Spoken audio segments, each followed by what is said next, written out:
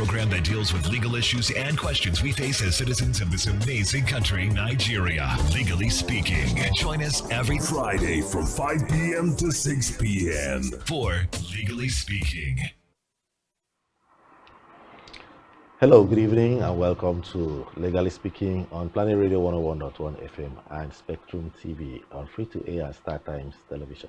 My name is Anthony Ebu. I'm a legal practitioner with law partners and associates. And today on Legally Speaking, we'll be looking at three major issues. I can say two of them because one of the first and second one are fused. The purported resignation of the Court of Appeal judge, or purported intention to resign of two Court of Appeal justices from the Election Petition Tribunals. We will look at the legal issues surrounding it and possibly if they are way forward with respect to such news stories that make the round. We'll also look at Mesoma and Ejike. Everybody knows Mesoma Ejike, the most popular 19-year-old now in Nigeria, who is said to have scored made the highest score in the recently concluded or published results of the Joint Admission Matriculation Board examinations. Now, to discuss this, I have two ladies, or a lady and a gentleman with me, a gentleman of law, of course, to discuss this and more. I would start with the lady, Hannah Essien, to my far left. Hannah, you're welcome to the show. Thank you very much. Hannah is a regular face on Legally Speaking. She's a teacher, as we all know, and a social commentator.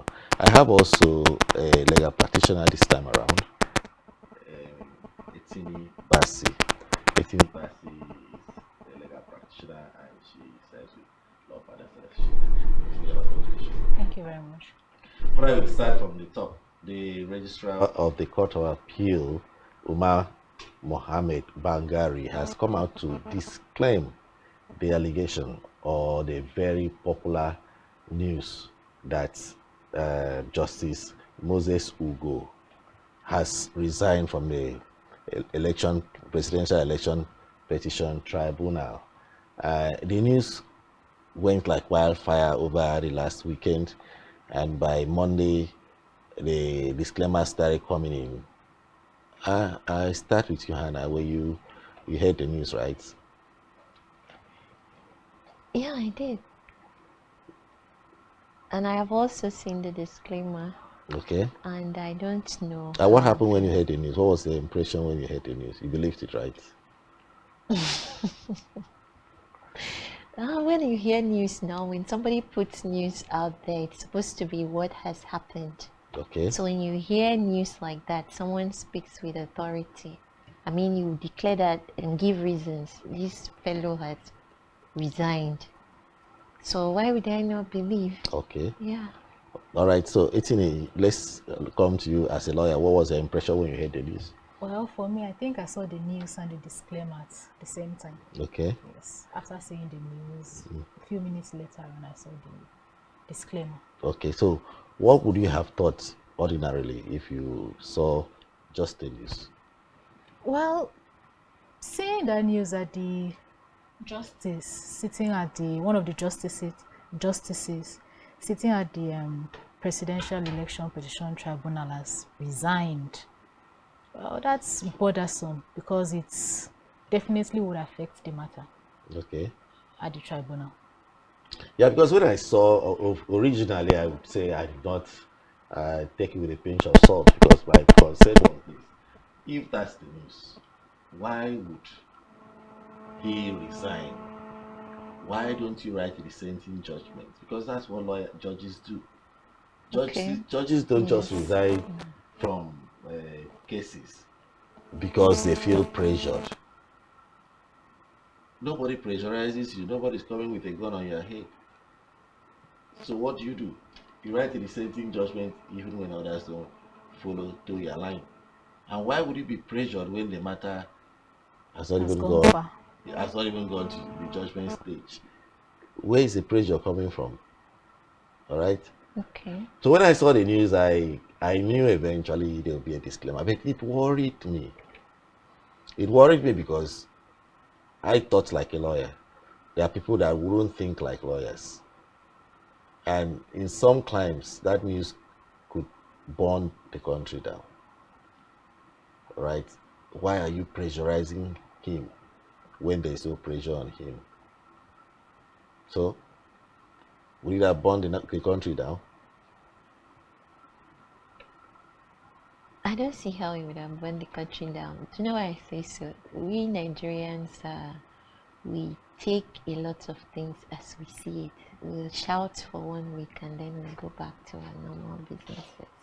I didn't get you. Yes, with social media, we'll go on social media, shout, and then 1 week, 2 weeks max, we have gone on to something else. Okay. We hardly push things, especially when it appears it lies in the hand of government.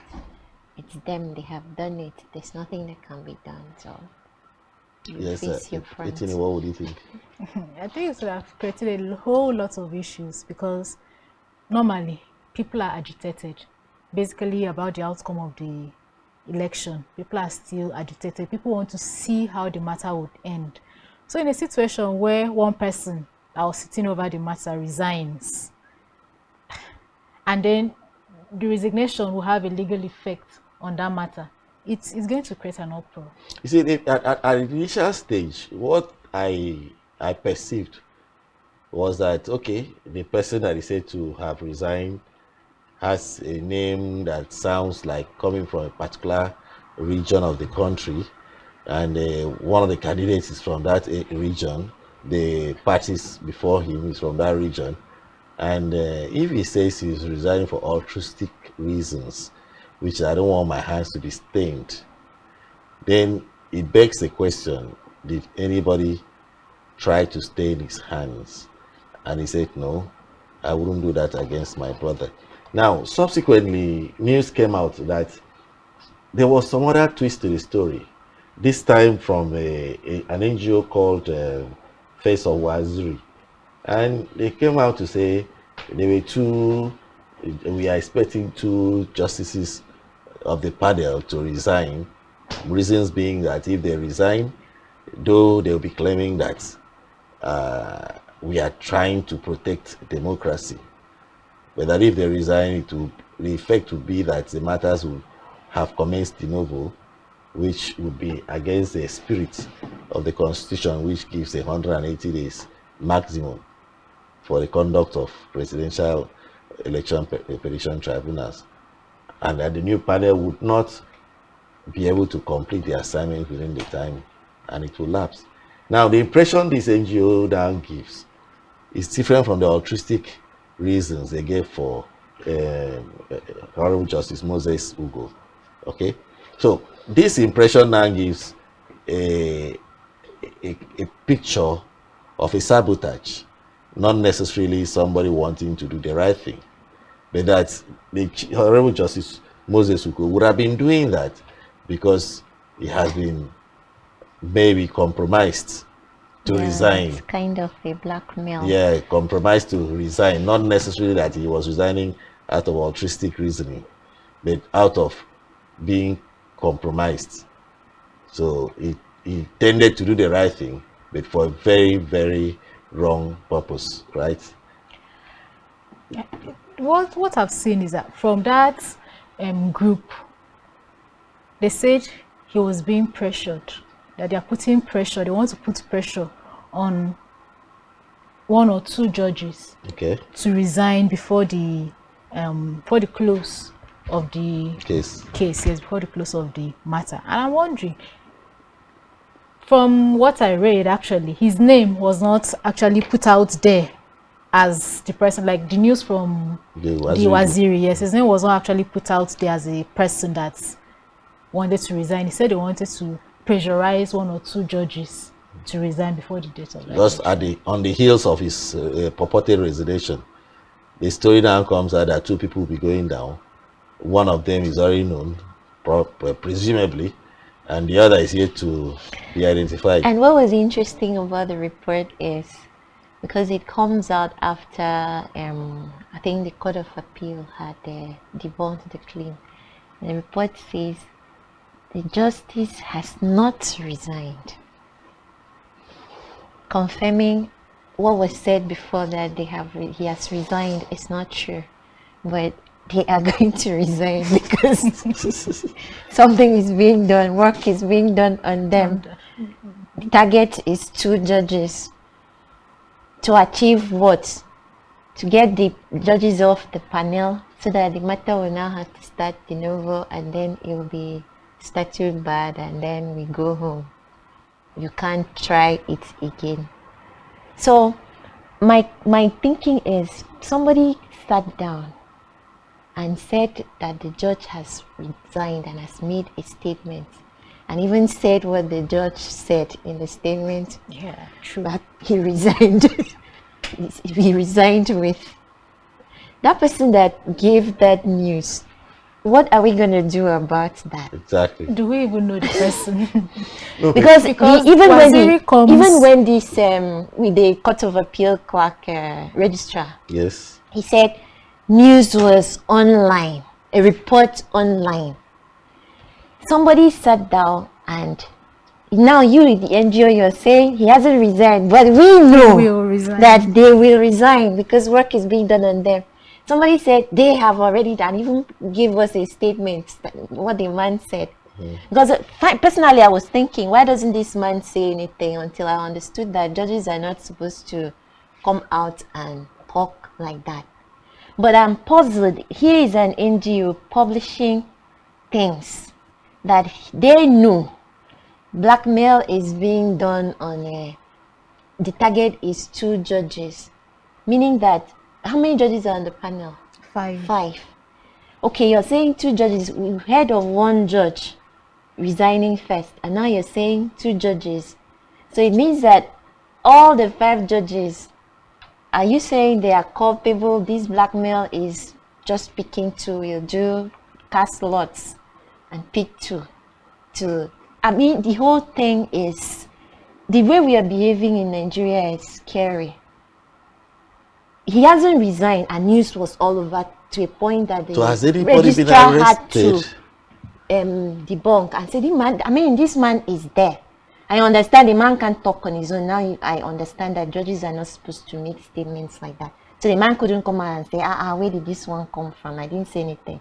So the person that wrote that thing, I want to know, it doesn't fall under libel or slander, does it? It does. It doesn't. it does. It does. Defamation in general. No, I mean saying that the judge has You've lied resigned. against a man that is operating in a public office, and you're saying that it's based on the pressure on him, that he has been compromised.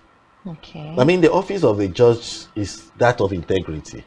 The whole gamut of the rule of law is based on the integrity and fair play that is bestowed and expected from the judge. So when you now attempt to taint that image, you brought him down to the lowest ebb, that he's a judge that can be compromised, and that he has been compromised, and it's just a matter of time. He will send in his resignation when you letter. talk of compromising, the compromising is in 2 instances. Okay. Yes, compromising, you are getting something to resign. Compromising, they are forcing you to resign. Compromising, you are being blackmailed to resign. So all of them, especially the blackmail and the getting something to resign, fall under the same category of personal interests. Okay. If you have been blackmailed, there's something they have against you, and based on that, you've caved in and you've sold out when they just and the funny thing is, the person hasn't caved in. You're saying you know that it is going to happen like that, and I'm wondering whether it is by the power of seeing, like a prophet. Yes. That you're seeing this is going to happen, because it was already out there that this fellow has resigned. He has made a statement which wasn't even sounding like it sounded like he said he was dissatisfied with the cases he's done before, and he did. I mean, the story did not fit. The story did not fit. You say people are trying to use or extend some cases. They've asked him to compromise some cases, as though he was outside the presidential election tribunal. That the cases that were supposed to feed into the outcome of the because what bothers presidential me is election how somebody petition. is bold to So sit now- down The and, media generally is and also part sit of down the problems and in this publish. country. How somebody is bold to I sit think- down and publish and say it is going to happen. I think it that is- this and this is going on. I think we need to They are start. making it futuristic. Yeah, Yes. you know, on the heels of that was this story that the Honorable Chief Justice of Nigeria, Kayode Ariwola, had a telephone conversation with the Yes. president, bordering also the compromising the election petition process. Now, these stories are out there.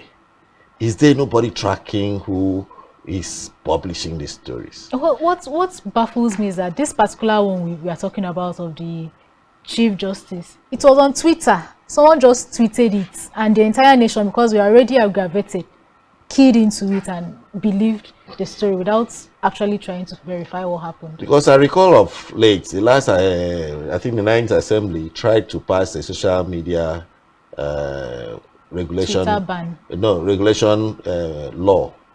They tried to pass a bill into law to say, let's have people watch the social media. Let's have a body.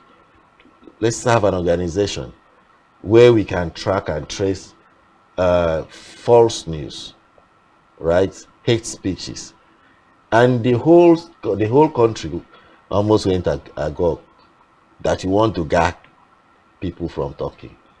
When we talk about freedom of speech, this is simply not freedom of speech. This is not freedom of speech. This is people trying to compromise the security and integrity of this country. Because the moment you begin to say the things you said against the justices, eventually they pass their judgments. Their judgment, from all indication, will be seen as either a compromise based on what we said or an affront based on what we said, right? It's trying to punish people for being frank, or is compensate exactly what ought to have been said. All right, I think we will leave that story at this point and probably get back to it eventually, because all of them will work together. We'll go on a short break. Scorer of JAM, as we heard in a very recent time, the highest scorer of JAM, and we'll open the phone lines as we come back in about a minute or so you can call in to make your contributions or ask your questions. The short break becomes now. Nigerian police, which is the only one allowed by across them, are governors, the Nigerian police force, which shall be administered, organized, and supervised by the Nigerian police. No, my lord, I want to say something. I want to say something here. Perhaps it might also enlarge the scope of people who should be invited here for examination. My lord, if we cannot find those who literally murdered Abiola, who are those people who could be said to be the beneficiaries of the death of Abiola? Rogers has linked you with some of the killings he did. He never did.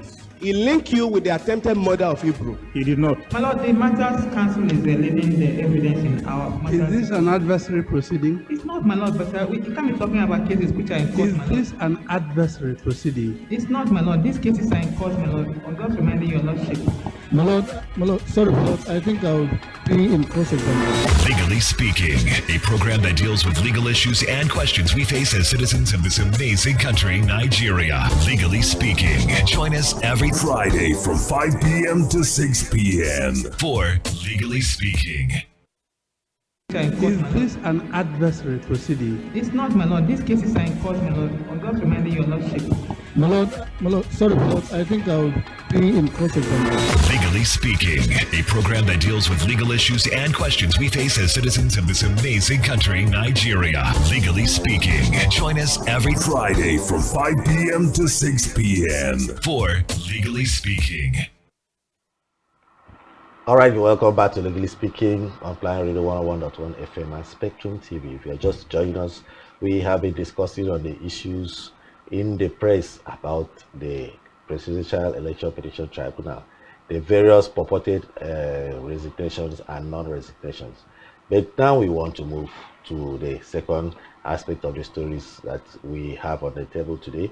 We might go back to the former stories eventually. We'll have time to rub it in, and the phone lines will be open from now, so if you want to call and ask questions or raise issues with us, the numbers to call will be 090-222-31011. I repeat that number, 090-222-31011.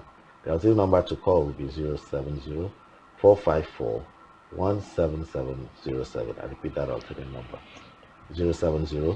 070-454-17707. All right, tamper justice with mercy is what Mesoma begged at the House of Representatives. You recall that a certain Mesoma Ejikeme, the candidate at the heart of the unverified joint matriculation examination result forgery, had written to JAMB apologizing, that's Joint Admission Matriculation Board, apologizing and asking for mercy. Mesoma, a 19-year-old, appeared at the House of Representatives ad hoc committee in Abuja and begged that she be pardoned for inflating her 249 JAMB score to 362 to become the 2022 record holder as the highest scorer with JAMB. I'm still with Hannah Essien and TV Basi. So let's go. Hannah, I'll start with you. That's your area. That's my area, truly. You know, some weeks ago, is it up to weeks?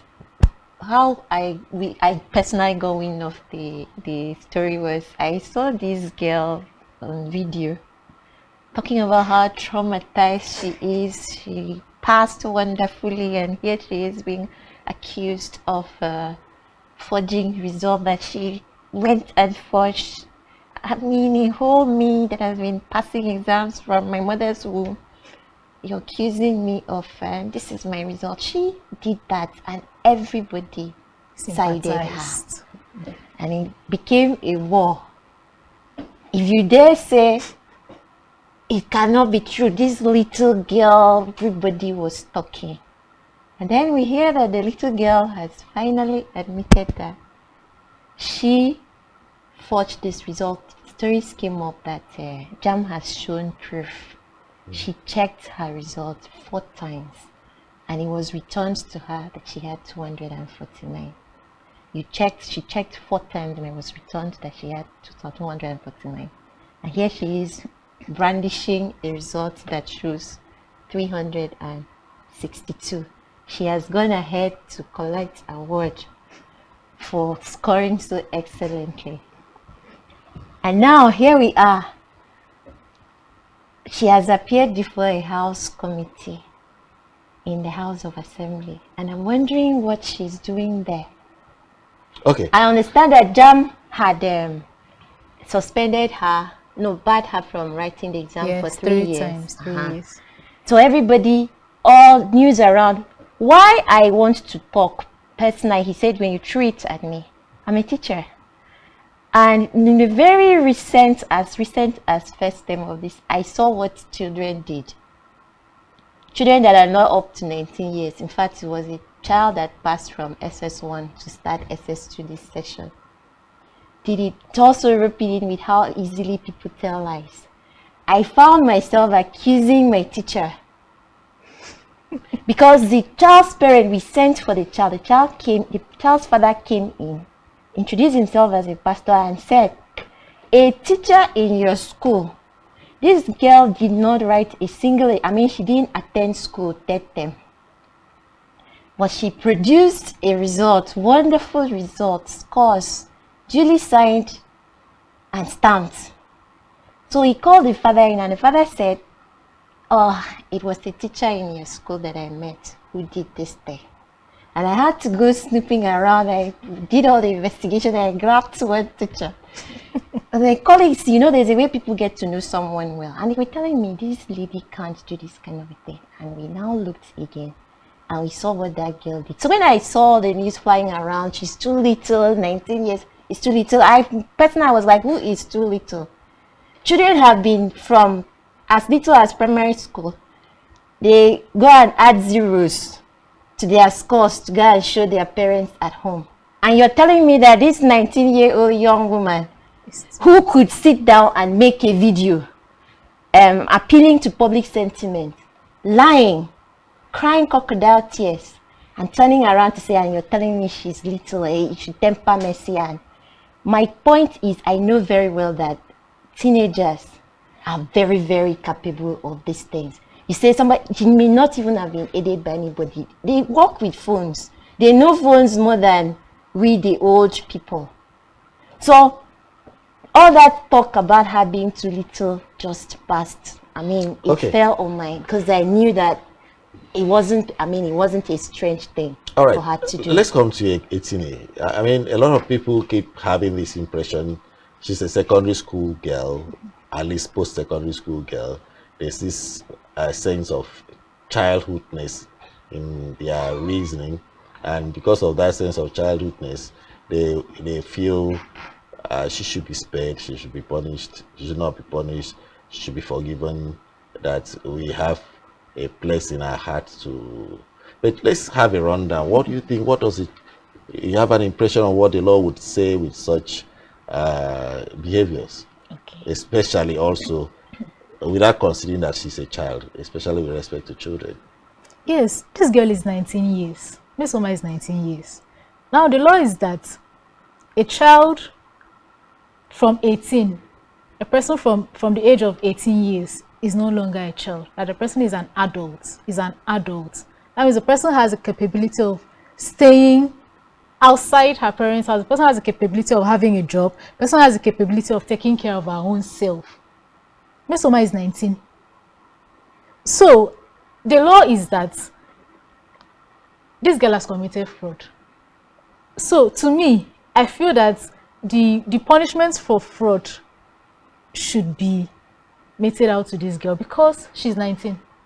She's past above the age of childhood. Yeah, I also know that when I was growing up, I don't know if it is still holding today, that for punishment for cheating in exams used to be, how many years? Is it 21 years? No, exams malpractice includes getting results higher than your capacity. It's either you're copying from another source or you're doctoring the results one way or the other. It all encompasses under examination malpractice. It's not just sitting in the hall and looking at what others are doing and copying it. When you falsify or give yourself undue advantage over others. Now, in this case, this young lady scored 249. A decent result. Yeah, a decent result which would have gotten her admission into some responsible schools. But she went ahead deliberately, knowingly, adjusted fraudulently that mark to be the highest scoring student with the intention of making a profit out of it. First, there was a promise of scholarship, 3 million naira scholarship. There was an award from the government. Now, she did not just want to score the 362. She petitioned the Ministry of Education, bringing the government to her side to say, I am your citizen, I am your child. Our rights have been taken from us. I scored the highest in these exams. What are you doing? And the government swung into action and began to play the ethnic card. This is one of us. Why would they want to cheat us from that glory? Right? This is a manipulator. She manipulated the whole system, manipulated JAM, manipulated the Ministry of Education, and I think they have a social welfare too. She manipulated Nigerian public at 19. Turned people against the government and the institution of JAM. Yes. Now, what would have happened if JAM did not have the technology that would detect a false result? I've not heard anybody clap for JAM. I've not heard anybody celebrate JAM, that you have done so well. Now, let's not forget that this is the same JAM that conducts examination for I think even custom services, Federal Road Safety Commission and others. Nigeria must get to a point where we begin to celebrate ourselves. People were already saying JAM and INEC, are they not the same people? Yes. Nobody gives our institutions any chance. We are always ready to hurl stones and mud at them. Now, this young woman has come to the House of Representatives. I don't know what took her there. I don't know why anybody would have invited her. The only place she's supposed to be right now, she's been cooling off in custody. She should have been arrested and she's walking around free. You know, the position would have been different if after she was caught and then she came out at that instance to just apologize and beg for mercy like she's doing now. But then she manipulated the entire thing. Like, she gained favor from Nigerians. You dare not mention Mesoma that she cheated in exams. You dare not mention that. I listened to an interview on, I think, Radio Nigeria. They called the father. And whilst the father was talking, she took over the phone from the father. And continued with her lies. The father could not even defend it. I mean, on national radio, she's older than her father. Let me have the phone. Of course. Let me talk to these people.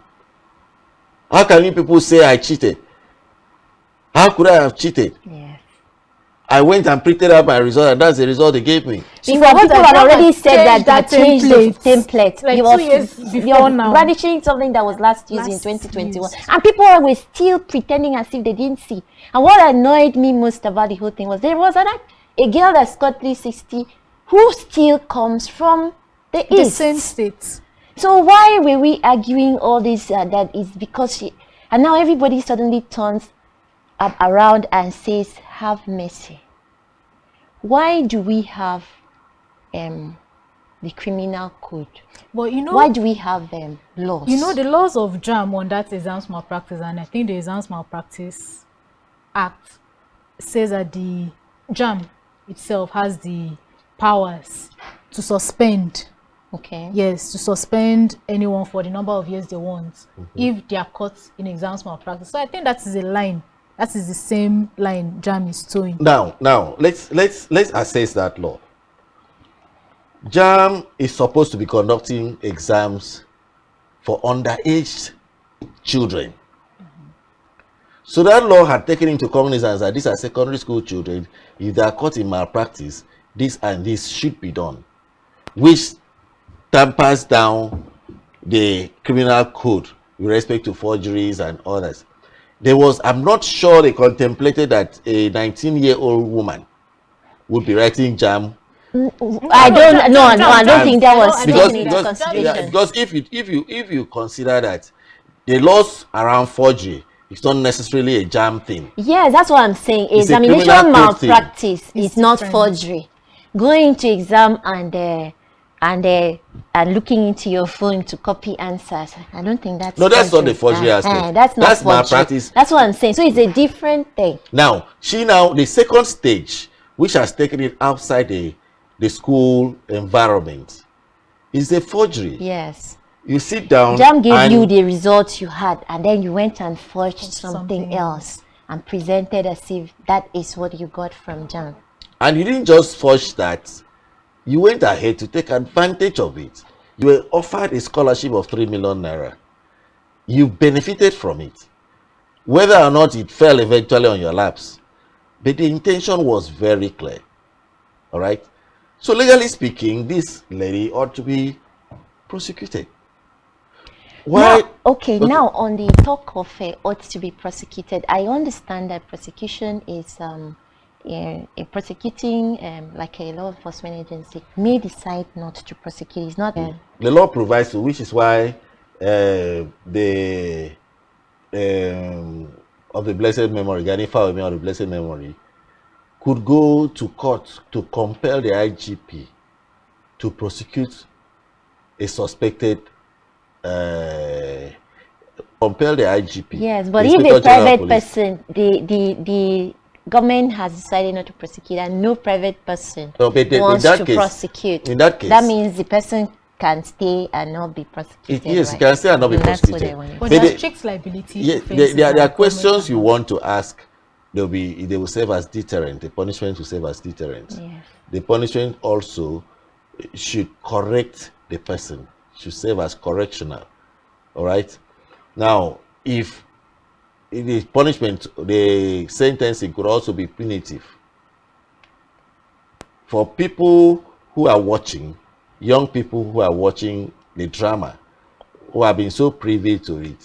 People. Yes, I heard someone say that they should give her community service to do. She should sweep markets, sweep shops, sweep that. Some other person can try and forge the result, and then we'll just relax and be like, okay, when I'm caught, the only thing I'll have to do is to sweep. Okay. Is it a sentence or judgment? No, punishment. Things are taken into consideration. Like if you see the first time offender, right? Yes. So the law can specify 20 years for a particular crime, but when the judge is sentencing, we look at mitigating circumstances that can end up even with a suspended sentence. Yes. So that only happens when the case is taken to court. Yes. Okay. Well, what is puzzling me is why she is appearing before a committee in the House of Assembly, and those people are the ones telling her, go and sin no more. Now, you see, Nigeria is taking up a very, very wrong trend. A trend where we react to social media stories. The National Assembly now reacts to social media stories. The public react to social media stories. And in their reaction, they tend to take the popular public opinion as the opinion of the masses. I remember in the very recent, just concluded election petition tribunal. Oh no, they just concluded election. Social media publish results of purported winners without even waiting for elections to be conducted. And people believe this result as though this is how the election will run. Unfortunately, it didn't run, they were forecast. The election didn't run that way. But if you see the impact it has had on the eventual results, people now believe they've been cheated out because the social media had said this person will win. The same thing is happening now. The social media came in and were totally behind Mesoma. They made it a tribal. They made it one, either made it tribal, two, they made it us and them. Yes. I met a lawyer recently who said some other person should be prosecuted first before Mesoma because he tendered a fake result to contest election. I mean, how can we think from that point of view? The fact that somebody has committed an offense, you say there was an allegation against some other politician, that politician ought to be prosecuted first before Mesoma is considered. How do we think like this? Mesoma said when she appeared before that committee, I don't know whether there is a court or a tribunal. One of the duties of our legislature is to sit in trial and tell somebody, go and restitute your ways. But the statement she made there, she said, I made a mistake. What is a mistake? A mistake is make the mistake. Granted, without considering that she made a mistake. Which mistake? The moment it came out, she should have apologized. Which mistake? There's mistake in law, safe to start. You use words, you say mistake.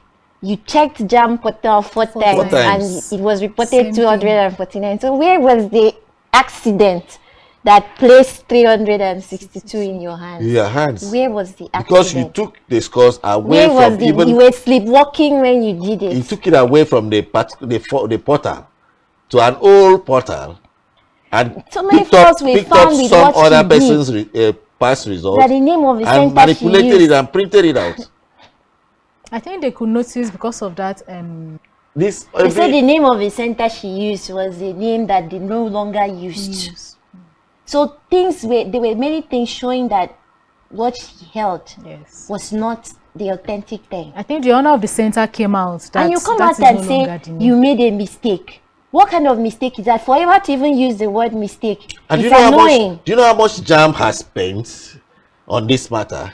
Improving. Do you know how, not just improving, in defending the false allegation? And now here we are talking about forgiveness. Meanwhile, there is the law has it that even when you do not know that something you're doing is wrong, ignorance of a law is not a defense, because everybody will be claiming I didn't know. I saw them. I saw now them. This girl knew very well what she was doing. I mean, are you trying to say she didn't know? By the time you went and sat on your phone and increased English to 98% in JAM, you know English more than the Queen Elizabeth that died. For you to have 98% in JAM, what is wrong with you? And you said it was a mistake. You mistakenly did it.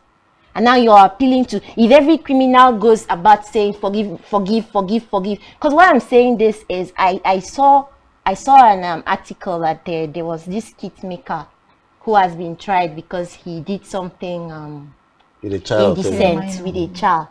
That the person is being has been reported, I think, remanded by magistrate. And I saw Nigerians' comments. What I saw most was he didn't kill anybody, he didn't steal. So that means for Nigerians, all that is offensive is killing and stealing. Every other thing is okay until it happens to you. Meaning every other thing is okay, but perhaps even rape is okay so long as it's not killing and stealing. Forgive. The record. If you are a JAMB, if you are a Joint Admission and Matriculation Board, we want to send a strong signal out there that it's not business as usual. We have spent so much to improve our security printing. We have spent so much to ensure that there's integrity in our results, so you can take our results anyway and people will honor it. And that if you are found trying to manipulate our system, we will not close our eyes. We will allow the full weight of the law to follow you, whether you're a parent or you are a candidate, right?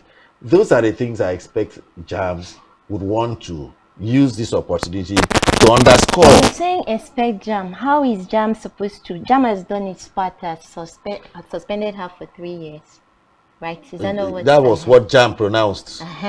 Yes, so the crime she has committed against the state, the forgery, why not prosecute and maybe give her a very it is a place of JAM. It is a place of JAM as a complainant. Yes. The JAM ought to make a complaint to the Inspector General of Magistrate Court or at the High Court, and with that charges they can begin prosecution. JAM will have to come in and testify, tendering the forged result and the original result. Then let the court decide. If it is a court's prerogative to say, okay, I convict you, but I give you a suspended sentence based on your allocutus, that you're a first timer and that you have not committed this offense before, then we'll consider it. But outside that, I don't see any reason why anybody would sit around and, hey, gentlemen, we are totally out of time. We cannot continue again. And I think that would be the best. This is the best time to call it a day. We have discussed the issues of fake news as it regards to compromising the integrity of the judiciary and the presidential election petition that is ongoing. We've also looked at Ejikeme Mesoma's story on how we must let the rule of law prevail. We cannot be compromising our standards when it comes to people and the public opinion. I have been with Hannah Isen. Hannah, thank you for always being around. It's always nice to have you join us. Also, Etini Bassetini Bukanadi, everything you do from now till next week, Friday, 5 p.m. we'll meet again. We'll be legal.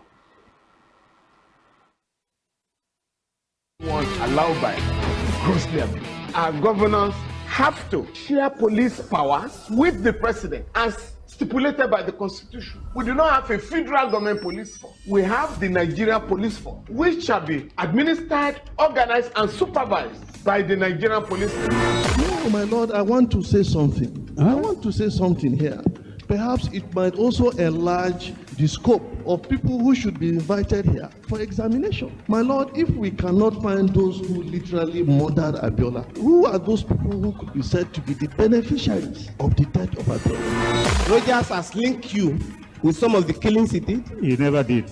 He linked you with the attempted murder of Hebrew. He did not. My Lord, the Matters Council is leading the evidence in our matters. Is this an adversary proceeding? It's not, my Lord, but you can't be talking about cases which are in court. Is this an adversary proceeding? It's not, my Lord. These cases are in court, my Lord. I'm just reminding you, your Lordship. My Lord, sorry, my Lord, I think I'll be in cross-examination. Legally Speaking, a program that deals with legal issues and questions we face as citizens of this amazing country, Nigeria. Legally Speaking. Join us every Friday from 5 p.m. to 6 p.m.